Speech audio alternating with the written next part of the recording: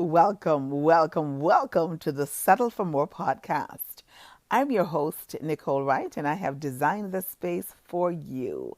Yay, you, the woman who is ready to walk out on her fears, step into her dreams, and own her power by shifting her mindset from feeling not enough to taking action and becoming more than enough whilst settling for more. Just wanted to give you a heads up that this recording is actually a part of my sip and set session. So I decided to make it into a podcast just so those of you who are not on Instagram can definitely enjoy it as well. So enjoy.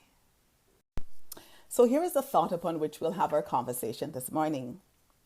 Make all your relationships an 8 or better. Make all your relationships an 8 or better. So we're talking about raising standards right now. So I'm going to ask you this question. Self-leaders, CEOs, on a scale of 1 to 10, where 1 is low and 10 is high, we want to live as close to a 10 as possible. Why? Because we're women who are settling for more, right? And so we don't want to be at the 5 and below. We want to live to 10 as close as possible. We want to give and we want to get the best in our relationships. We want to give, we want to get the best in our relationship because that is how we find balance. That is how we decide if things are reciprocated. That is how we avoid being in diminishing return. So we want to give and get the best in our relationships. And when we think of relationships, people think of love. Oh yeah, I want to be in love, relationship. But if you are relating to someone, it is not only limited to that intimate relationship, right? We're talking about a friendship. We're talking about your love affair, so your intimate relationships, or business relationship. So that is in life, in work, in business. We're talking about even your coworkers. When you show up in the world and you are connecting with people, when you have made a choice as to who you want to be in your circle, we then go about and become intentional about raising the standards of those relationships. When we talk about standards, we're talking about what are you giving and what are you receiving. So we want to be living as close to a 10 as is possible. So we must not allow mediocrity to be the standard. When we have no standard in our lives, we become so crowded with people's demands and their unrealized expectation that we run the risk of losing ourselves. So sometimes when you're entering into a partnership or friendship or relationship, as a coactive coach, one of the things that we do is we design an alliance, right? And I know it sounds heavy, like seriously, Nicole? Yes. You design an alliance and it could be written. If it's a business, it's important that you do that. But if it's not written, it is articulated, right? So you're not going to sit and interview the person, but it's important that through conversations, you articulate the things that work for you and you create space for those people to tell you what's working for them.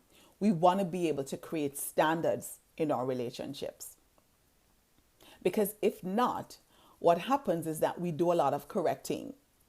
So when things don't go the way as they would like, we're running into conflict and vice versa. If you had taken the time to create your standards, set your boundaries, see what your values are, see if there's any commonality, then it avoids the risk of constant conflict resolution. Sometimes there's misalignment, right? Because sometimes we go based on what we see initially or how we're feeling initially, and we don't recognize that his values or her values may be different from mine. We often do that in business as well, where somebody has a particular product or somebody has showcased something and we got so excited about what we saw, not recognizing that it may look good on the outside, But is there an alignment of values, right? We do it in our friendships as well, where we go to an event or we see somebody online and we connect through a conversation, not recognizing that when it comes to constant interaction, it may not be what we thought it would have been. And that is why it's important to be able to bravely and boldly articulate some of the things that you like, some of the things that work for you, some of the things that just don't work for you. You're setting the standards, you're creating boundaries, and you're making room for that person to do the same thing as well. Sometimes in the workplace, right?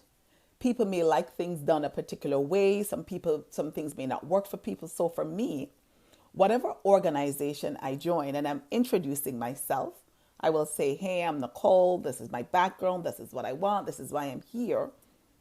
And I will also share that I don't lunch with people because I value my lunchtime and I see it as a time where I can check my phone, check my messages, connect with whomever, read a book, read a magazine.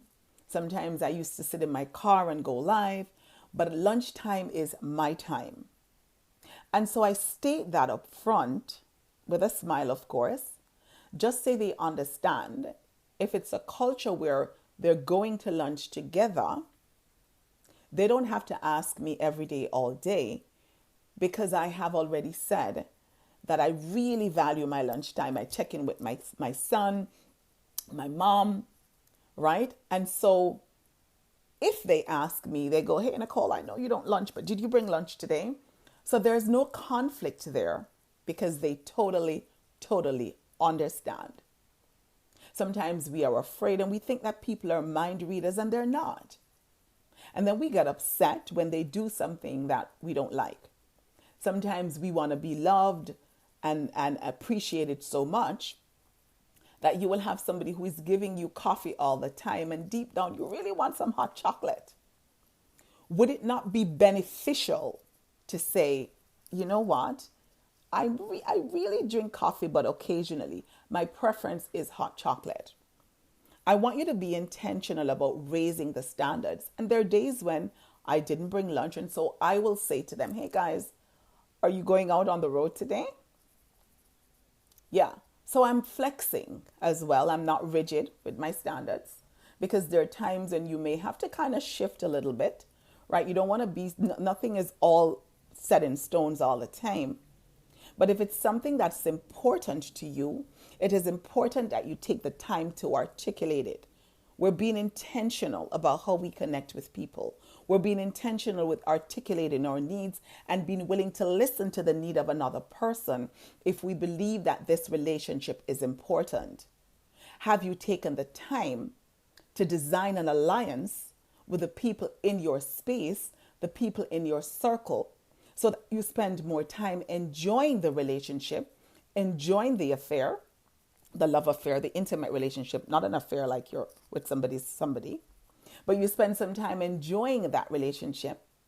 You spend a lot of time really getting results in the business partnerships as opposed to conflict management. Conflict happens when there is the perception that somebody's needs or wants are not being met. Sometimes we can avoid certain types of conflict if we're brave enough from jump to articulate what our needs and our desires are. So when we have no standards in our lives, and how you do one thing is how you do everything. So if you recognize that in your intimate relationship, there are no standards, I want you to take a look at how are you showing up in your friendships? How are you showing up in your business partnerships? And how are you showing up at work? Have you set standards? Because when there are no standards, it means that you're not falling for one thing, but you're falling for anything.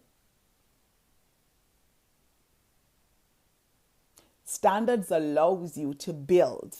It is the foundation. It is fundamental, self-leaders, that you set standards in all areas of your life. So you're not being rigid, but you're deciding if I'm right here and this is a 5, and I want to experience more in the world, my job then is to find ways and to be intentional about living as close to a 10 as is possible. So we don't want to be course correcting.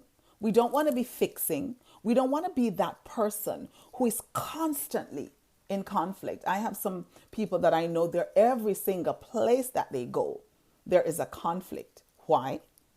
Because they have not taken the time to decide what they truly want in terms of connection. And so when their needs are not met, because we are assuming that somebody else with whom we're connecting is a mind reader, which is so unfair, when the needs are not met, we become upset, we lash out, we become resentful. We don't want to be spending our lives doing that. So we want to, from jump, set our standards. Okay, let's talk about it. At an 8, so we're looking at 8. So a relationship that's at a level 8, we want to get to a 10. But honey, if you're at a 5 right now, let's not be unrealistic. Let's take it up to a 6, to a 7, to a 8. Let's see what happens at an 8. An 8 relationship is one where there is mutual support and respect. The word mutual is important. So if you find that you are giving more than you are receiving, there is misalignment, and it would be the opportune time to redesign that alliance, or you're going to end up in diminishing return, causing resentment in that relationship. So we want to make sure that there's some balance, right? So we're giving, there is mutual support and respect. We can be who we are and know that we are accepted on that basis. So we're not in pretend mode, right? You can show up without your makeup. You can show up without your wig, without your weave, right? If you're having a good day, you can say it's an amazing day. If you're not having a good day, you can feel free enough to articulate it. A friend of mine reached out last week. She goes, Nix, how are you? I go, I'm sad. And I said it without judgment because I was sad. And I was comfortable enough to articulate that I'm sad. I don't have to pretend. I don't have to wear a mask, because there is a designed alliance with my friend that I will be brave enough to articulate how I feel without judgment. So when you have communicated what you need and what you want, if you say I am upset, if you say I am frustrated, if you say I am excited, if you say I am happy, there is no judgment there, because you've created that space where there's no judgment. So their common goals, really important, right? So I have my personal goals. You can have your personal goals. But when it comes to our friendships and our connection, there is a common goal. If you are moving in different directions and you don't have even one common goal, it's not going to work. There's going to be a pull and a tug for attention. Someone is going to feel as though their needs are not being met. So it's really important that there is a common goal. And sometimes you don't have to say it. Sometimes if your values, or if you have values that are similar and there is an alignment of values, you're already on the path with having a common goal. I know, Nicole, like seriously, I have to do all that work. You do the work in the beginning so you can enjoy the connection and the relationship. So there's a common goal.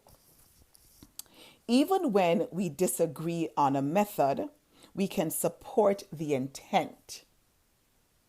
So I may not necessarily agree with the way that my friends are doing things, but I can understand what their desired outcome is, and I can support that. I may say, honey, I know that your goal is to really build this business, and I may not support the way that you're doing it. I may think that you need to do it step by step by step, and you may think, nope, I'm just going to buy a business in a box and I'm just going to put it out in the world. I may not agree with the way that you're doing it, but what I will support is your desire to have a business. Does that make sense? Drop a 1 in the comment if there's resonance. So I may not always agree with the way that you're doing things, but I can see the bigger picture for you. because your way of doing things happens to be your method, and I don't have to agree with your method, but I can definitely support your intent. Alrighty. So there we support the intent. In an H relationship, we give for the joy of giving. We give because it feels good to give, not because we are expecting someone to give us something, because we gave. I am connected with you so much. I see that there is a need, and I'm giving for the joy of giving, not with the expectation of receiving anything.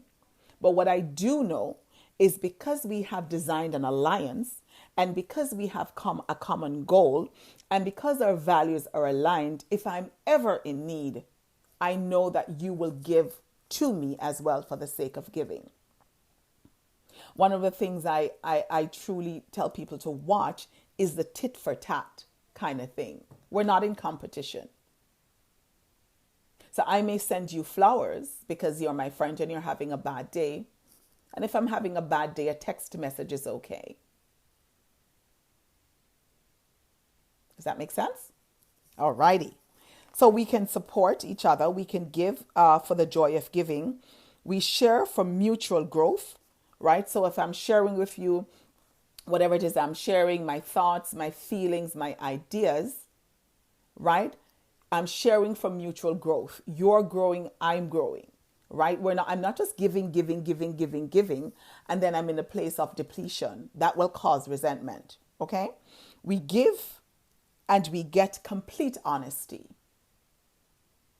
Complete honesty. So if my friends say, hey, Nix, I saw you on the live and one of your eyebrows was higher than the other, it's honesty, right? Or if my friend is doing something and I say, you know what, sweetie, I don't think that's the right move. Or I didn't like the way you speak to me. I didn't like the fact that I called you, didn't call me back. There is absolutely no resentment because we have designed the alliance from jump. And so you know that whenever I express, I'm coming from a good place. Can you see the importance of really setting the standards? Okay. We take what we need and we do not fail to give back. If you're in friendships where people are just taking, be it something that's tangible, be it your time, whatever it is, but when you need an ear, a shoulder to cry on, just some place to vent, they're not available, you kind of want to watch that as well. Maybe your goals are not aligned. Maybe you're heading in different direction. Maybe the friendship or the relationship has expired. And maybe it is time to move into a circle where you can get what you need. But if you have not decided, if you have not defined what your needs are, and you're going by the seat of your pants, you will find that you will be in constant conflict as you find that your needs are not being met. And that is why when I'm coaching, whenever I'm speaking, whenever I'm showing up, and I'm guiding women to through the path of self-leadership, I usually ask them to pause and to be able to define who they are. Who are you at your core? What lights you up? What matters so much that you will take a stand for it? What is a peak experience that you had that you will remember all the time? And what is it about that experience that is causing that whole thing to be etched in your mind? There is something there. Your values are important. But when you don't know who you are, and you're living based on somebody else's prescription of you, if that is not who you are at your core, and that is not what your soul requires, there's going to be rejection. And whenever there is rejection, it then causes conflict. So take a moment. Take some time to say, what are my needs? What are my wants? What lights me up? What gets me excited? What makes me happy? What makes me sad? What makes me feel valued? What makes me feel worthy? So that you're able to express this into the world so that people can see it. Sometimes you don't have to say it. And so you're not really getting the things that you don't want, causing conflict and rejection.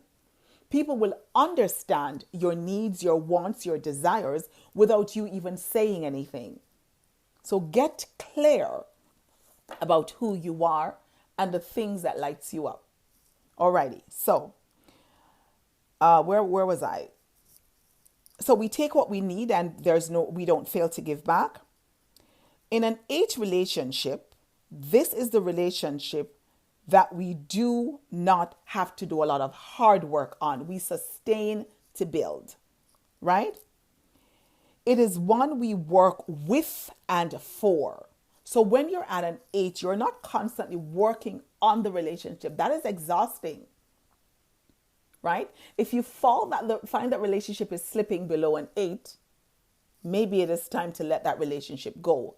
At an 8, what you're doing, you're working with the person and you're working for the relationship, striving for something that is better when it comes to the mutual benefit that you guys know that you have. So 1 means that you don't have it. So if you're operating at a 1, it means that all the things that I just mentioned isn't there. And the question that you need to ask yourself is this relationship worth working on? Because here is the truth. When you have initiated or at the beginning of a relationship, you're never at a 1. If you're at a 1, then it's just an association. It's just a passing. It's just an encounter. Think about it. The people that we're drawn to, the people that we're connected with, the people that we want to build a relationship with are people that sparked something. Usually it's at a 7 or 8, right? Think about it. You never start a relationship at a 1 unless, of course, your self-esteem is low, the self-image that you have of yourself is low, or you find that or you think that you're unworthy.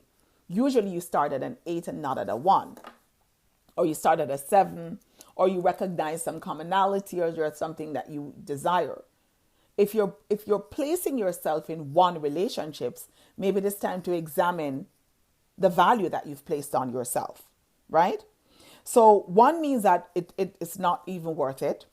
6 is just making it so you can work on a 6 to get it to an 8, right? And 8 means you are definitely on your way to the top. And 8 means that you have made the decision to settle for more. And so I have a question for you this morning. I want you to pause for a moment and I want you to rate the quality of your 3 most important relationships. Just rate it. Where is it today? Not where it was last month, last year, 5 or 6 years ago, or when you initiated it. Where is it today? Are you ready to improve or remove those that are less than an 8? Just a question for you. Because it is always a choice. Because if you're not ready to improve or remove, it means that you have chosen to settle for less. And on the path to self-leadership, you have that desire, that need, that goal to settle for more. So just some things I want you to think about as you move into the day, as you move into a new year. February is going to be Valentine's, where everybody's just loving. There's a lot of love going on. Before you start expressing all this, rate where that relationship is so you too can settle for more.